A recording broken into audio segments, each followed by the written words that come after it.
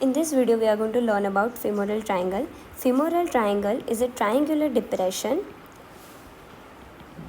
on the front of the upper one third of the thigh below the inguinal ligament. So this is inguinal ligament, which is the base, and this is apex, which is directed downwards. Now let's talk about boundaries of femoral triangle. So there are three boundaries: lateral, medial, and base. In this picture, this is the lateral side, this is medial side.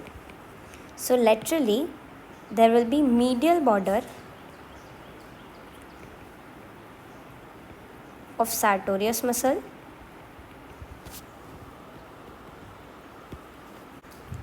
medially there will be medial border of adductor longus,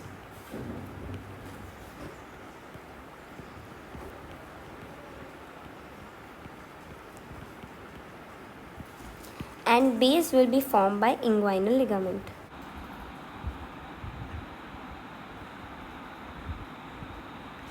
So medial border is medial border of adductor longus, lateral border is medial border of sartorius, base is formed by inguinal ligament, and apex is faced downwards. So this forms the femoral triangle. And this apex is formed by meeting point of medial border of adductor longus and medial border of sartorius, and base is inguinal ligament. So this forms our femoral triangle. Now let's talk about floor of femoral triangle.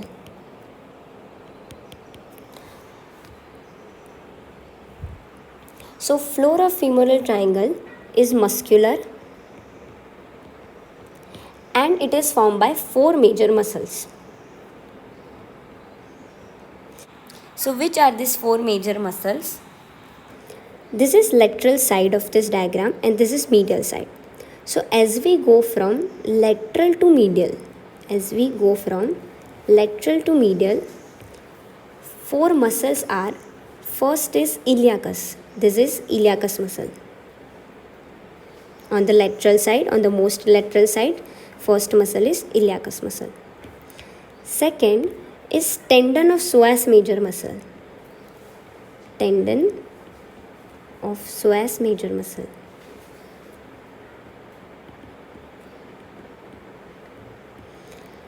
Third muscle is pectineus. And fourth, on the most medial side, it is adductor longus.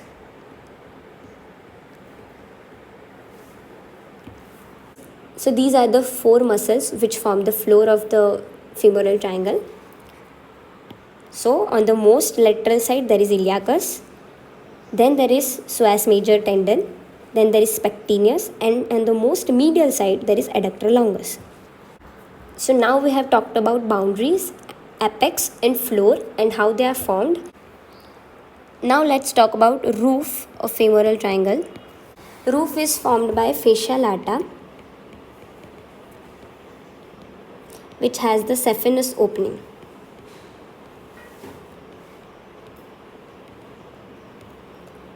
And there is superficial fascia,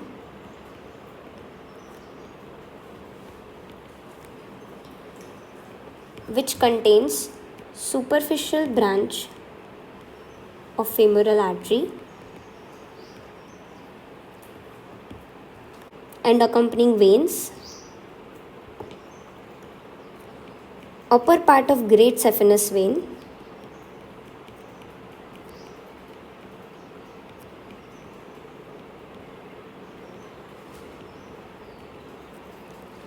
superficial inguinal lymph nodes,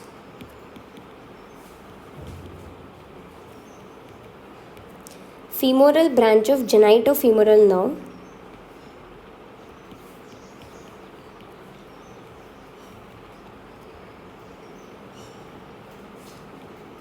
and branches of ilioinguinal nerve.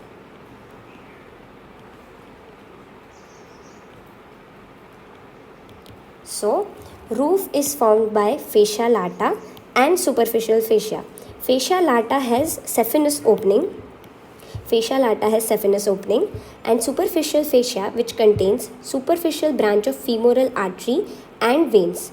Then there is upper part of great saphenous vein, superficial inguinal lymph nodes, femoral branch of genitofemoral nerve, and branch of ilioinguinal nerve. Now let's talk about contents. Contents of femoral triangle is very important. So basically, femoral triangle has 5 main contents. First, femoral artery and its branches. Second is femoral vein and its tributaries. Third is femoral nerve. Fourth is deep inguinal lymph nodes.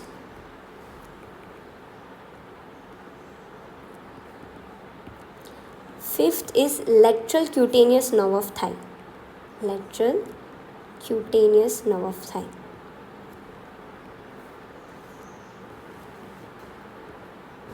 So which are the 5 main contents? First, there is one artery which is femoral artery, then there is vein, femoral vein, and then there is nerve, femoral nerve. One lymph node which is deep inguinal lymph nodes, and one nerve which is lateral cutaneous nerve of thigh. Now let's see in this diagram. One artery which is femoral artery, vein, femoral vein, this is nerve, these are the deep inguinal lymph nodes, and fifth is lateral cutaneous nerve of thigh. So these are the 5 contents, and in addition to this contents, it also has femoral branch of genitofemoral nerve, femoral branch of genitofemoral nerve, and fibrofatty tissue.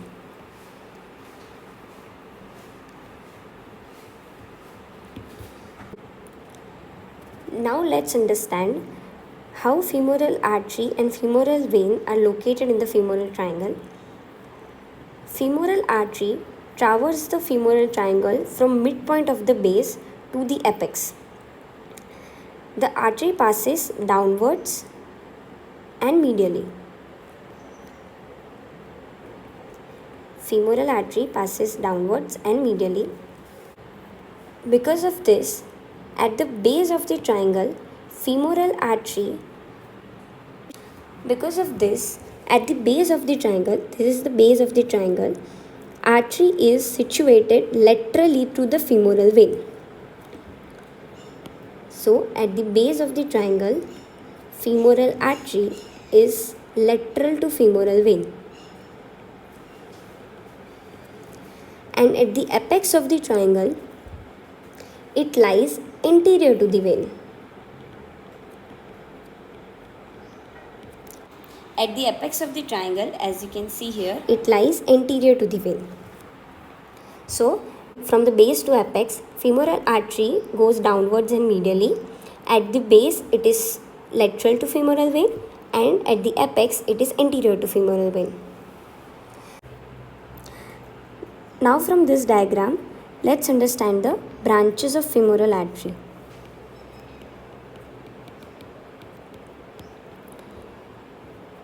So, there are superficial branches and deep branches. There are 3 superficial branches. First is superficial epigastric. Second is superficial circumflex iliac.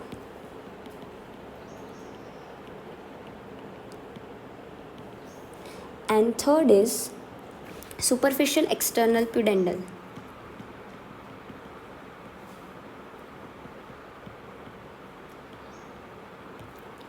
These are the 3 superficial branches, and there are 2 deep branches. First is profunda femoris, and second is deep external pudendal.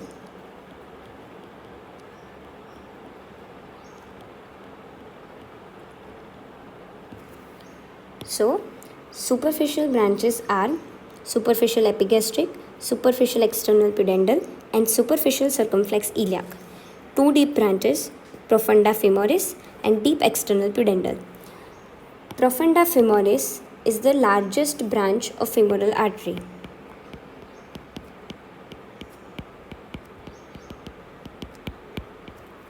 So these are the branches of femoral artery. Now let's talk about femoral sheath. So what is femoral sheath? Femoral sheath is funnel-shaped fascia. As you can see here, it is a funnel-shaped fascia which enclose the upper 3-4 cm of femoral vessels. It encloses upper 3-4 cm of femoral vessels.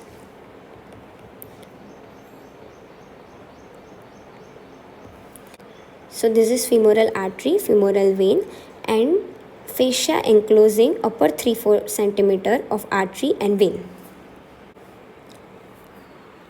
Now let's talk about compartments of femoral sheath.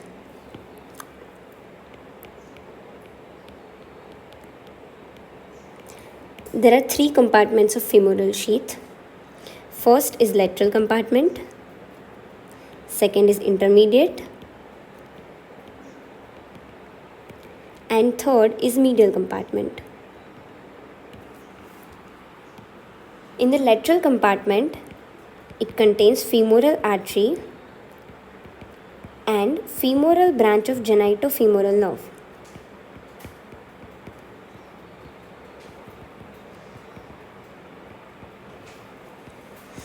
In the intermediate compartment, it has femoral vein, and medial compartment is small and it is known as femoral canal. And this femoral canal contains lymph nodes.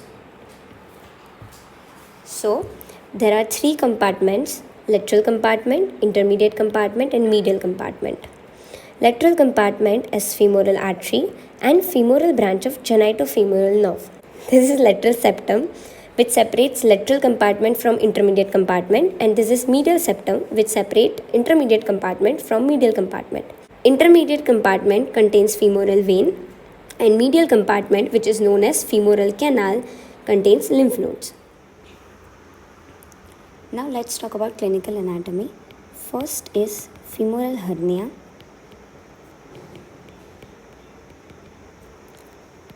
Femoral hernia is abdominal contents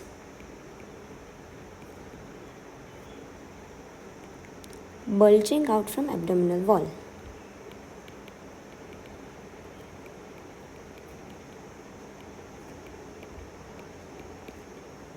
So if there is any weakness in abdominal wall, abdominal content will bulge out. We'll talk about femoral hernia in detail in another video. Second is abnormal obturator artery.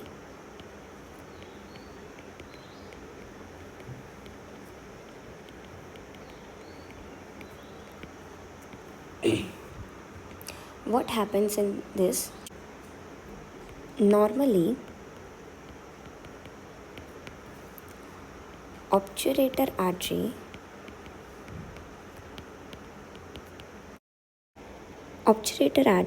which is branch of internal iliac artery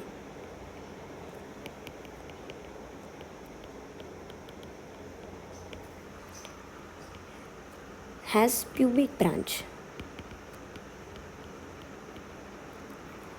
Now this pubic branch anastomose with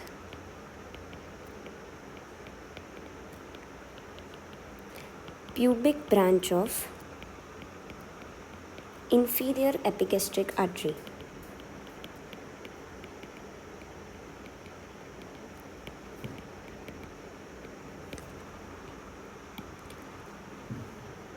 Occasionally in some people,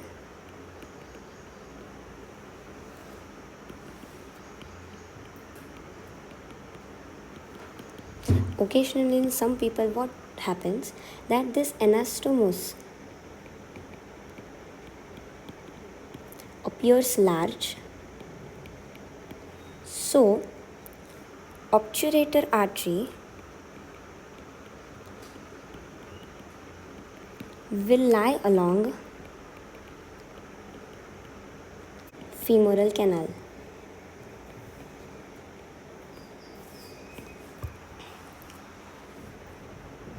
Now, if in any surgical procedure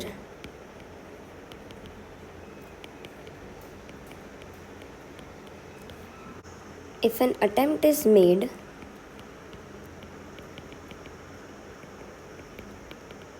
to cut femoral ring,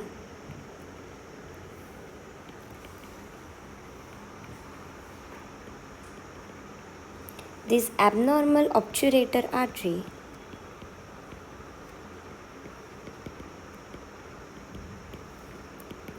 is likely to be cut.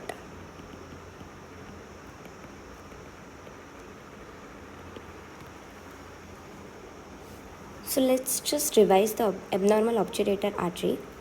So what happens? Normally, obturator artery, which is branch of internal iliac artery, has pubic branch, which anastomose with pubic branch of inferior epigastric artery.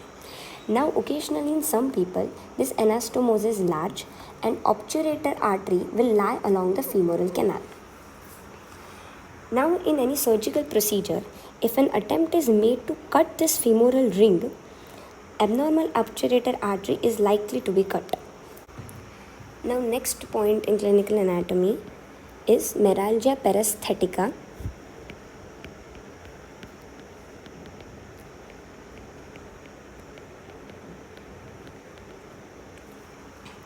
As we know that lateral cutaneous nerve of thigh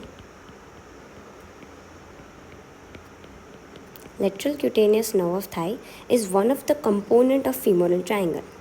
So if this nerve is entangled in the inguinal ligament,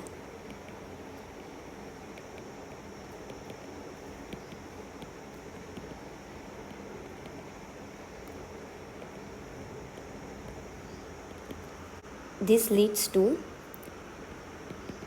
pain on lateral side of thigh, which is known as meralgia paresthetica. So, lateral cutaneous nerve of thigh is component of femoral triangle. So, if this nerve is entangled in the inguinal ligament, it will cause pain on the lateral side of thigh. So, this is all about femoral triangle.